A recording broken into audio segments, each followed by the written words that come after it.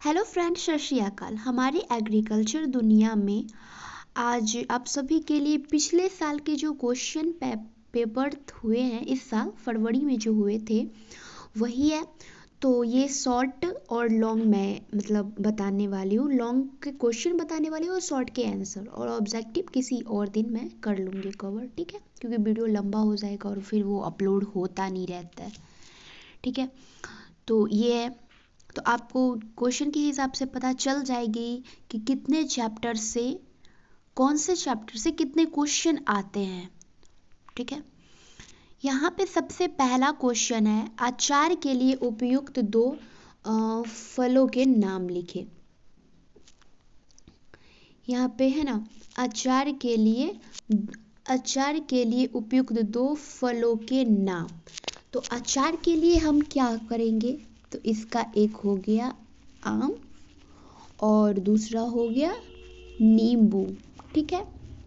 दो ही पूछ रहा है, तो हो गया पहला आम, दूसरा हो गया नींबू, दोनों फल ही हुए, ठीक है। अब है प्रसार के दो दृश्य श्रव्य उपकरण। प्रचार यानी किसी चीज़ का प्रचार करने के लिए ये दृश्य श्रव्य उपकरण का मतलब क्या है वो बताया गया है। देखिए, श्रव्य का मतलब होता है जिसको हम सुनते हैं, यानी ऑडियो। दृश्य का मतलब होता है वही वीडियो। और यहाँ पे दृश्य श्राव्य उपकरण बताया गया। यहाँ पे पूछ क्या रहा था, दो ही पूछ रहा था। तो दो में क्या हो गया, एक टेलीविज़न यानी कि हमारे टीवी, दूसरा मोबाइल फ़ोन जो हम अभी काम कर रहे हैं, तीसरा हो गया कंप्यूटर और वही आमी प्रोजेक्टर, वो जो पर्दे की जैसे ऐसे करके रहते हैं, तो उसी को बहुआमी प्रोजेक्ट कहते हैं। यानी आप समझ चुके होंगे। तो पहला हो गया टेलीविज़न, दूसरा हो गया मोबाइल फ़ोन, तीसरा हो गया कंप्यूटर, चौथा बहुआमी प्रोजेक्ट। ये आप ना भी लिखो तो ये टेलीविज़न यानी टीवी तो आप लिख ही दोगे, सबके घर में रहती है, मोबाइल फ़ोन ये सब, ठीक है। तो दृश्य श्राव्य यानी टीवी और टेलीविज़न, ये सबको हम देख भी सकते हैं और सुन भी सकते हैं, ठीक है। अब हमारे आ गए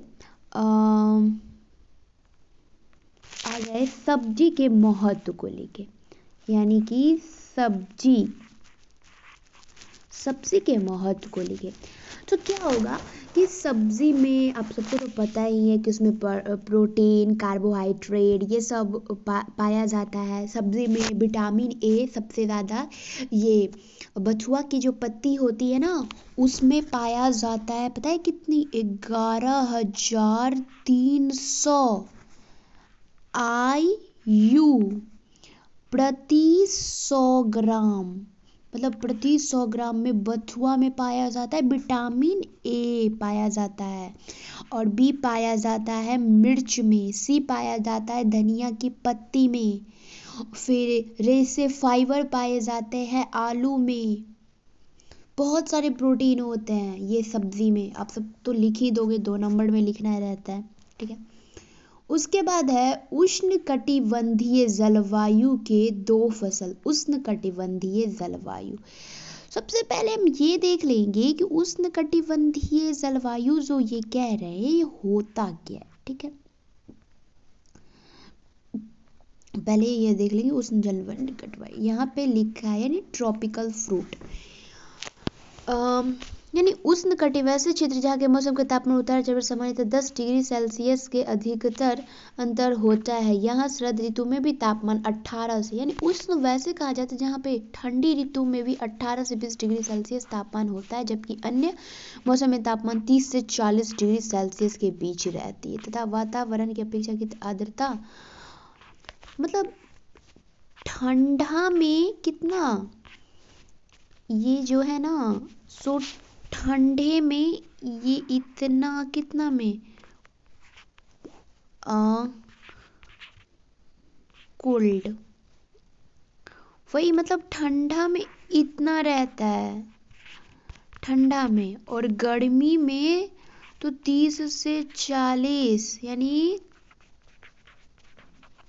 समर में, ठीक है। यानी ठंडा में 18 से 20 डिग्री सेल्सियस और गर्मी की तो बात ही छोड़िए। और ये 30 से 40 डिग्री कब होता है? तो समर में, यानी कि गर्मी में ये इतना चला जाता है। और ठंडा में ये कितना 18 से 20 डिग्री सेल्सियस। ठीक है, इसके अब फल कौन कौन से हैं?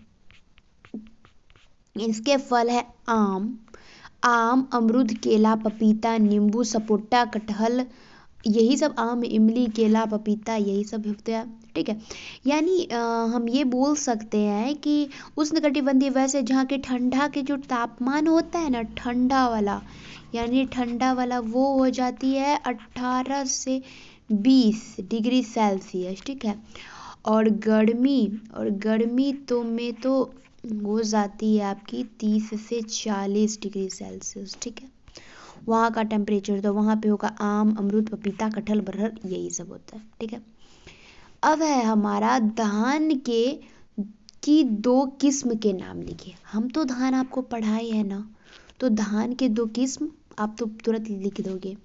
तो हम तो आपको कहानी बताई ही थी कि एक सम्राट जी थे जिनका नाम शुष्क सम्राट था। उनके एक मंत्री थे सहभागी, मंत्री को बोले सहभागी। मंत्री को जाके कहते हैं कि सहभागी, प्रभात स्वौर द्वीप में फंस गया है, तुम तुरंत जाके उसे निकाल लाओ। ठीक है, क्या कहे?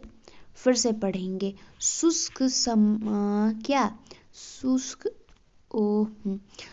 सम्राट थे, उनका मंत्री था सहभागी। बोले सहभागी, प्रभात है ना, वो कहाँ फंस गया है? स्वौर द्वीप में फंस गया है, उसे तुरंत ले आओ। ये हो गया उन्नत प्रभेद, हम आपको पढ़ा चुके हैं। धान की क्रॉप जो है उसमें आप जाके पढ़ लेना, मेरी मतलब डाले हैं मैंने धान के क्रॉप, उसमें आपकी सारी मतलब जितनी बुक में आपकी 12th वाली बुक में दी है उतनी सारी कवर है। मैंने कोशिश की है, कहीं छूट जाए तो भाई हम भी तो छोटे ही हैं। ठीक है, 2 जैविक खाद हाँ, ये तो हो गया धान की 2 किस्म का नाम। अब है गेहूं की सिंचाई की जल की उपलब्धता के आधार पर क्रांतिक अवस्था। ये भी हम आपको 3rd चैप्टर यानी एग्रीकल्चर के 3rd चैप्टर में आपको हमने पढ़ाया था। तो क्या था? गेहूं की मतलब जल की मतलब कब सिंचाई करनी चाहिए? तो शीर्ष जड़ निकलने की अवस्था में, तने में जुड़ाव की अवस्था, दाने में दूध भरने की अवस्था। देखिए, वीट आ गया हमारा गेहूं, शीर्ष जड़ निकलने की अवस्था, यहाँ पे दे रखा है कि शीर्ष जड़ निकलने की अवस्था। उसके बाद था ये शीर्ष जड़ और फिर टिलरिंग, इस अवस्था में टोटल 6 इसकी क्रिटिकल स्टेज होती है। फिर ज्वाइंटिंग, आप देख सकते हो यहाँ पे इसकी जो हो रही है ना, वो ज्वाइंट हो रही है, यानी ये जो है तो इसमें ज्वाइंट हो रही है। यहाँ पे भी देख सकते हैं उसकी बाली जो होती है यहाँ पे ज्वाइंट हो रही है, तो इसलिए इसको हम क्या कह देंगे? ज्वाइंट कह देते हैं। ठीक है, और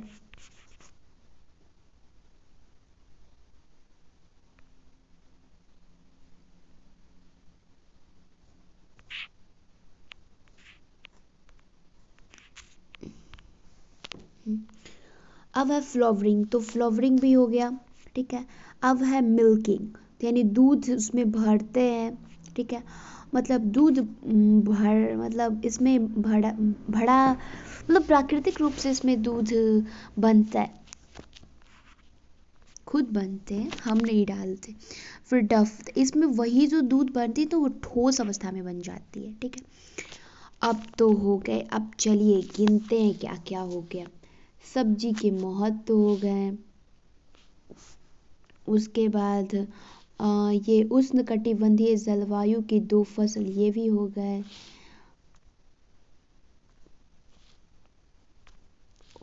फिर धान की 2 किस्म हो गए, फिर ये गेहूं की सिंचाई की अवस्था हो गई। फिर अब ये होगा जैविक खाद के उदाहरण, जैविक खाद के 2 उदाहरण। तो जैविक खाद के जैविक खाद की हरी खाद, दो जैव खाद के उदाहरण बताएं।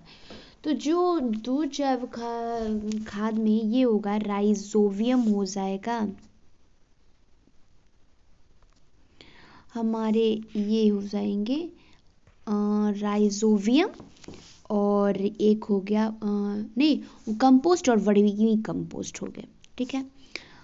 और अब क्या है, दो जैविक खाद के उदाहरण, तो कंपोस्ट और वर्मी कंपोस्ट, ये कंपोस्ट और वर्मी कंपोस्ट।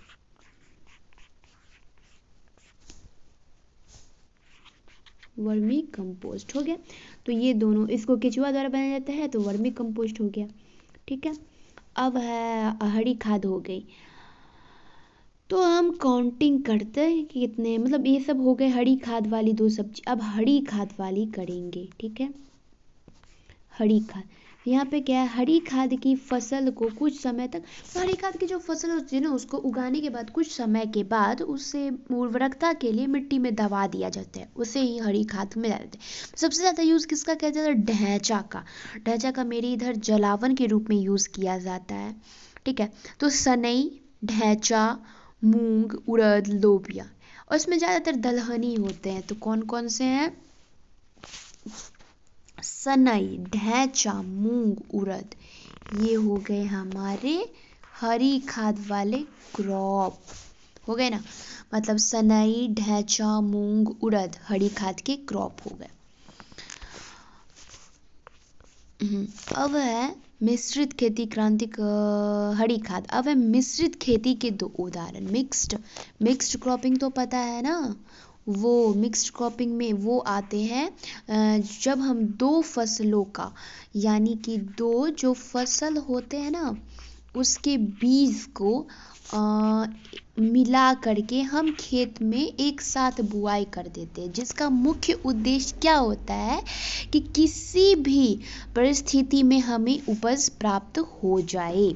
ये होती है मिश्रित खेती। तो इसके दो उदाहरण पूछ रहे हैं, तो इसके दो उदाहरण है यहाँ पे दे रखे हैं, जौ प्लस अरहर, जौ और अरहर की साथ में कर देंगे, फिर मक्का अरहर की, फिर चना तीसी की, ठीक है, और जौ चना की कीजिए, चना तीसी की कीजिए, मक्का अरहर की कीजिए, जौ अरहर की। तो हमारे दो को लिखते हैं, मक्का अरहर या चना तीसी।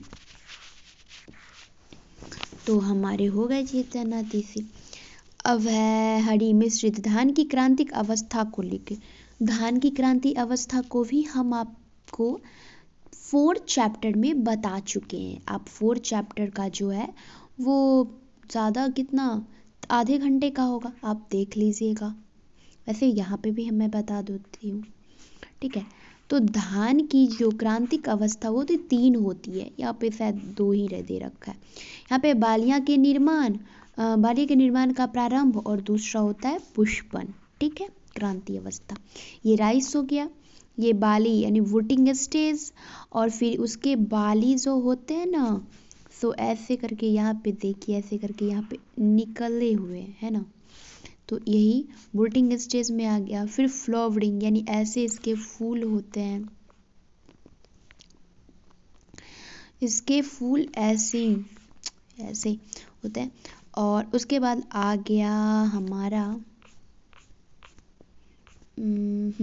धान की क्रांतिक अवस्था तो हो गई। अब है पपीता की, ठीक है। तो पपीता की उपयोग जो है तो वो लिखना है। तो पपीता का उपयोग कैसे, उसमें हम कहते हैं, हम फल के रूप में करते हैं, ठीक है, फल के रूप में कर। दूसरा अचार में भी किया जाता है, फिर बहुत सारे जैम जेली में बनाया किया जाता है। फिर प्याज में थिप्स के नियंत्रण को लिखे।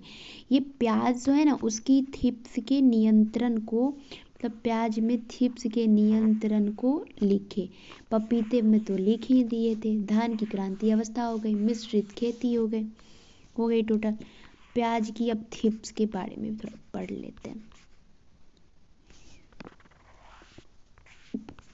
ये कहा कि पौधा संरक्षण, प्याज को थिप्स नामक कीड़े से बचाने के लिए मेलाथियोन 1 मिली तथा मोनोक्रोटोफॉस 1 मिली प्रति लीटर दर से छिड़काव करना चाहिए। छिड़काव करने के गोल चिपचिपा दर का प्रयोग उपयुक्त होता है। पौधे के अधःकलन बीमारी से बचाने के लिए बीज का मतलब ये है कि फसल को ना थ्रिप्स नामक कीड़े से बचाने के लिए मेलाथियोन 1 मिली अथवा मोनोक्रोटोफॉस 1 मिली का यूज मतलब छिड़कावा करना चाहिए। किसका? मोनोक्रोटोफॉस और मेलाथियोन। मेलाथियोन और मोनोक्रोटोफॉस यहाँ पे आपके दे रखा है मेलाथियोन, सॉरी मैं इसको ही तो यहाँ पे दे रखा है तो मेलाथियोन और मोनोक्रोटोफॉस। मोनोक्रोटोफॉस यहाँ पे होगा मोनोक्रोटोफॉस, यहाँ पे दे रखे मोनोक्रोटोफॉस। मेलाथियोन और मोनोक्रोटोफॉस का कितना? 1 मिली का यूज करेंगे। ठीक है, अब है पत्ता गोभी की 2 किस्म का नाम लिखिए। पत्ता गोभी के 2 किस्म। तो पत्ता देखिए क्या क्या हुआ हमारा। सब्जी की महत्व हो गई, उष्णकटिबंधीय जलीय फसल हो गए, धान की किस्म हो गई, फिर ये धान की किस्म, गेहूं की क्रांतिक अवस्था हो गई, जैविक खाद हो गया, हरी खाद हो गया, मिश्रित खेती हो गई, क्रांतिक अवस्था हो गई, पपीते का उपयोग हो, चिप्स रोग, पत्ता गोभी की 2 किस्म। इस नहीं हुई, अब होगा। देखो जब भी पत्ता गोभी की ना मतलब जब भी ये आते हैं ना क्या किस्म, तो मैं एक स्टोरी सुनाती हूँ, इसमें भी स्टोरी सुनाएंगे। एक लड़की थी, उसका नाम ना मीनाक्षी था। और मीनाक्षी जो थी ना वो पूसा की रहने वाली सी। कहाँ की? पूसा सिंथेटिक। पूसा सिंथेटिक मतलब सिंथेटिक में की रहने वाली थी। मीनाक्षी नाम की लड़की थी, पूसा सिंथेटिक में रहती थी। उसको ना प्राइड ऑफ इंडिया कहा जाता था, यानी गर्व, यानी इंडिया की गर्व कहा जाता था। क्यों पता है? क्योंकि वो गोल्ड मेडल जीत के लाई थी ना। क्या था? फिर से कह रहे हैं, मीनाक्षी नाम की लड़की थी और वो जो थी ना वो क्या करती थी, पूसा में की रहने वाली थी और प्राइड ऑफ इंडिया कहा जाता था उसको। क्यों? क्योंकि वो गोल्ड मेडल लेके आई थी। अब जरा हम थोड़ा पढ़ लेते हैं। देखिए मीनाक्षी, यहाँ पे आ गए मीनाक्षी। तो मीनाक्षी नाम की लड़की थी, ठीक है। उसके बाद पूसा सिंथेटिक की रहने वाली थी। मीनाक्षी थी, पूसा सिंथेटिक की रहने वाली थी। और ये इसको ना क्या कहते थे? Pride of India. और इसको हम प्राइड ऑफ इंडिया कहते थे। प्राइड ऑफ इंडिया कहते थे। क्यों? क्योंकि ये क्या थी? गोल्ड एकड़ यानी गोल्ड मेडल लेके आई थी। तो हो गई ना। पूसा देखिए यहाँ पे मीनाक्षी नाम की लड़की थी, वो पूसा सिंथेटिक की रहने वाली थी और क्या करती थी वो? गर्व थी कहाँ की? इंडिया की, यानी प्राइड ऑफ इंडिया उसे कहा जाता था। क्यों कहा जाता था? क्योंकि वो गोल्ड मेडल यानी गोल्ड एकड़ लेके आई थी। हो गया ना हमें याद? 4 तो याद हो गए, बहुत सारे और किसमें ना बहुत ज़्यादा कंफ्यूजन हो जाता है, मुझे तो खासकर। पत्ता गोभी के 2। अब है गुलाब के 2 उपयोग। गुलाब के 2 उपयोग तो आप बोल देंगे, गुलाब जल बनाने में और दूसरा ये गुलाब जल बनाने में, मिठाई बनाने में, सुगंधित शरबत बनाने में, फिर लड़कियों मतलब लड़की सब अपने बाल को सजाने में यूज़ करती है। फिर गुलाब को देने में मतलब किसी फेस्टिवल पे देने में यानी सजावट में यूज़ किया जाता है। या देने, वैलेंटाइन डे होता है ना उसमें भी देने में तो गुलाब का ही यूज़ किया जाता है ना, रोज़ डे कहा जाता है। और अब हमारे लिए, हम सब के लिए ब्लैक डे हो गया, ठीक है। अब है गन्ने की 2 किस्म का नाम लिखे। गन्ने जी जो है उनके किस्म के नाम, वाह ये तो मस्त है ना। आराम से याद हो जाएगा। BO 120, BO 130, BO 138, BO 139, BO 145। आपकी मर्जी, आप BO कुछ भी लिखो, उतना कौन चेक करने जाएगा कि 120 है कि 125 है, इतना ही है। 120, 130, 38, ये तो याद हो ही जाएगा, इसमें कोई कहानी बनाने कोई मुझे नहीं लगता जरूरी है। BO 120 ये है, बस थोड़ी सी है। अब है क्वालिटी प्रोटीन मक्का के प्रभेद। तो शक्तिमान एक शक्तिमान चलता था ना पहले, शक्तिमान शक्तिमान ऐसे करके एक सीरियल आता था, मैं जब छोटी थी बचपन में तो आता था, अभी भी आता है, चलता है अभी भी, पर पहले छोटे थे तो उस टाइम मतलब बहुत फेमस था, ऐसे करके रेड रेड कलर का ड्रेस पहने रहता था। ठीक है, तो शक्तिमान 1, शक्तिमान 2, शक्तिमान 3, शक्तिमान 4, शक्तिमान 5, एकदम जहाँ तक मर्जी। हम लोग तो अपने ना टेस्ट में ना लिख देते थे ना 7, 8 तक, तो सर कहते थे, सर भी थोड़ा कंफ्यूज हो जाते थे, होगा कहीं कभी कभी तो ये मतलब 5 तक लिखे ना तो नंबर ही नहीं मिलता था, क्योंकि सर को लगता था कि गलत मैंने लिख दिया, पर गलत नहीं रहता, राइट रहता था। ठीक है, अब है बहुफसलीय प्रणाली क्या है। ये क्वेश्चन मैंने आपको 3rd चैप्टर में पढ़ा चुके हैं, है ना, पढ़ा चुके हैं। मैंने आपको बहुत कम दिनों से, लगभग मैंने कितनी वीडियो, वही 3-4 नहीं 6-7 वीडियो डाली हूँ इधर मतलब ये मंथ, इस मंथ में, हाँ यही मंथ में, वो भी शुरू से नहीं, मतलब मतलब डाली हूँ, उसमें से अब देख रहे हो कितना मिल रहा है। मैं ये नहीं कह रही हूँ कि मिल रहा है भाई मेरी पढ़ाई, वो तो आप लोग भी बहुत मेहनत करते हो। ठीक है, तो बहुफसलीय प्रणाली क्या है ये मैंने पढ़ाया और 3 चैप्टर में, आप पक्का देख लीजिएगा, नॉलेज बढ़ता ही नहीं, खड़ा में थोड़ी जाते हो। बहुफसली पर यदि किसी खेत में एक वर्ष में 2 या 2 से अधिक फसलें लगा दे तो बहुफसली। एक खेत में जब 2 या 2 से अधिक फसलें लगा जाती है तो बहुफसली प्रणाली कहा जाता है। अब है सिंचाई की चेक बेसिन विधि, ये भी हमने आपको बताई है, चेक बेसिन विधि वो है चैप्टर 4 में ही, चेक बेसिन विधि आपको बताइए, आप वहाँ भी देख सकते हो। और स्प्रिंकल और ड्रिप, ये दोनों तो बहुत इम्पोर्टेंट है, अभी के लिए हो ना हो 12th में, पर आपको BSc एग्रीकल्चर में तो एकदम जब बुक खोलो आपको मिलेगी ही।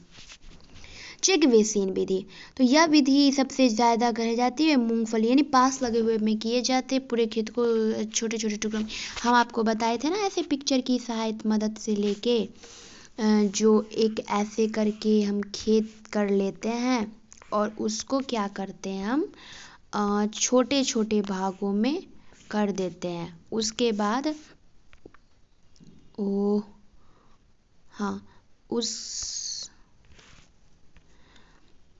उसके बाद पहले ये पटाते हैं, फिर ये मतलब पटाना मेरे इधर इसको तो सिंचाई को कहते हैं, मतलब सिंचाई कर दी जाती है इसको, फिर इसको, फिर इसको मतलब सिंचाते हैं। और इसमें खेत क्या होनी चाहिए, समतल होनी चाहिए, क्योंकि अगर खेत समतल नहीं होगी तो क्या होगी हमारे से कि अगर खेत समतल नहीं होंगे तो पानी जम जाएगी, इसीलिए खेत को समतल रहना पड़ेगा नहीं, हम करेंगे। ठीक है, जल जमाव और सिंचाई की चेक बेसिन तो हो गई। अब है जल जमाव में अधिक प्रभावित होने वाले फसल, तो मैं बताऊं केला, वो भी तो फसल हुआ ना, बनाना और पपीता, ये दोनों ना मेरी इधर बाढ़ जब आती है ना तो ये दोनों सबसे पहले सूखते हैं, मतलब सूखते तो सब हैं पर ये दोनों सबसे पहले इनकी नंबर आती है ऊपर जाने की। ठीक है, तो ये तो हमारा शॉर्ट कंप्लीट हो गया है। अब लॉन्ग के आंसर तो मैं बताऊंगी नहीं, मतलब बताने वाले नहीं है, मतलब सॉरी, मतलब टाइम नहीं उतना, और वैसे भी ये तो पूछ दिया है ना, तो पूछ के क्या करेगा फिर से, क्या एक बार ही रोज रोज। ठीक है, तो है यहाँ पे मक्का की खेती, ये हमारे 2 चैप्टर से पूछे गए हैं मक्का की खेती, तो मक्का नहीं पूछेगा। चना की खेती, चना और मक्का पूछ दिया है। आपका ये और ये दो ही क्वेश्चन, दो हैं। अब है आम की खेती। तो आम की खेती है, ये हमारा चैप्टर 2 से आता है और सेकेंड बुक से आता है, ठीक है ना। तो आम यानी फ्रूट भी तो है, ठीक है। अब है बैगन की खेती। ये बुक 2 के चैप्टर 3 से आते हैं। अब है गेंदे के फूल की खेती, और ये भी हमारे फूल यानी 4 से पूछा है, ये सेकेंड बुक के चैप्टर 4 से। आपको तो यही पूछा रहता है। और पहले मतलब ये पहले 6 क्वेश्चन रहते थे, और हम लोग के टाइम में, हाँ ये तो पिछले साल से कर लिया, और मेरे टाइम में ऐसा था कि ये क्वेश्चन रहते थे और बाद में उसका या करके या अथवा करके नीचे एक क्वेश्चन दिया रहता था। उसमें ऐसे क्वेश्चन रहते थे, यानी कृषि के उत्पाद की विपणन व्यवस्था को लिखे, जो हम आपको पिछले चैप्टर, वो 7 चैप्टर में बता चुके हैं आपको। वो भी इम्पोर्टेंट है, हम आपको दिखा देंगे, या वैसे क्वेश्चन मुझे मिलेंगे तो मैं डाल दूंगी। और फिर बहुत सारे क्वेश्चन रहते थे। और फिर सिंचाई की विधि को लिखे। फिर रहता था फर्स्ट चैप्टर में हमने आपको पढ़ाया है ना, कि फसल के आर्थिक महत्व के आधार पर वर्गीकरण करें, है उसमें नकदी ये सब फसल होते हैं, ये सब भी उसमें दे रखा था। फिर एक था नहीं, किसके आधार पे था नहीं, एक था ना अनाज वाली, यानी आर्थिक दृष्टि के आधार पर, वही अनाज वाली। हम पहले मतलब चावल खाने का है तो फिर चावल, फिर दाल यानी दलहनी, फिर तेल, फिर सब्जी वाले, फिर ऐसे ही मतलब 13 थे, मैंने उसमें याद करवाया था फर्स्ट चैप्टर में। फर्स्ट चैप्टर बहुत इम्पोर्टेंट है, क्योंकि आप देख रहे हो कि फर्स्ट चैप्टर में 2 नंबर वाले क्वेश्चन बहुत आए हैं। सेकंड भी सारे इम्पॉर्टेंट है, पर हम लोग क्या देखते हैं कि क्वेश्चन सेकंड से ही ज़्यादा पूछता है, पर ऐसा नहीं है। अब सेकंड बुक के आम भी तो लो, उसमें से तो बहुत आते हैं। आप ये फूल वाला लो, तो यहाँ पे पूछा रहता है कि कट फ्लावर बताओ, गुलाब की प्रभेद बताओ, सुगंधित प्रभेद बताओ, ये भी तो रहते हैं, पर हम वहाँ पे नहीं देखते। और हमारे पास टाइम बहुत कम है, इसलिए कभी कभी होता है कि हम जब ज़्यादा कुछ चाहते हैं ना, तो जो पास रहता है ना खो जाता है। यानी जब ज़्यादा याद करने लगे ना, तो पिछले जो रहते हैं ना याद किए हुए, वो भूल जाते हैं। मेरे साथ तो होता है, इसलिए रिवाइज बहुत इंपॉर्टेंट है। जो है पास में पहले उसको देख लेता है। तो मैंने फर्स्ट चैप्टर का लगभग क्वेश्चन जो मुझे इम्पोर्टेंट लगा फर्स्ट बुक के, मैंने वो डाले हैं, आप देख लेना। ज़्यादा बड़ी वीडियो भी नहीं है, थोड़ी सी ही वीडियो है, देख लीजिएगा। एंड आगे की मुझे जो लगेगा इम्पोर्टेंट मैं वो डालूँगी, और आप सबकी मेहनत भी है। और आप एग्रीकल्चर, मैं तो यही कहूँगी कि एग्रीकल्चर आप देख लियो कि बहुत सारे क्वेश्चन है जो आप ना पढ़ो फिर भी आप लिख सकते हो। और अदर सब्जेक्ट जैसे केमिस्ट्री, वो तो बहुत हार्ड लगती है मुझे। तो केमिस्ट्री आप उस सब पे, केमिस्ट्री पे, फिर बायो पे, इस फिर हिंदी इंग्लिश पे ध्यान दीजिए, क्योंकि एग्रीकल्चर है ना, आप अच्छे मार्क्स आ जाएंगे। और आप मेहनत कर रहे हो तो क्यों नहीं आएंगे, पर आप उधर भी ध्यान दीजिए। और हाँ, द फेयर, आप फेयर करके फिर याद करोगे तो टाइम नहीं है हमारे पास। आप फेयर ना कीजिए, आप डायरेक्ट याद कीजिए, 2-3 बार वीडियो देख लीजिए, उसके बाद याद हो जाएगा, बात ख़त्म। एग्ज़ाम में दे के फेयर करके वहाँ से आ जाना है। और मैंने कुछ ज़्यादा ही आज बोल दी है, उसके लिए सॉरी एंड थैंक यू मेरी वीडियो देखने के लिए एंड मुझे सपोर्ट करने के लिए। और आप सब बहुत हार्ड वर्क कर रहे हो और करते रहिए। मैं कोशिश कर रही हूँ कि मैं किसी भी तरह आप सबको ये पढ़ाई, ये चीज़ जो है ये याद ना करना पड़े।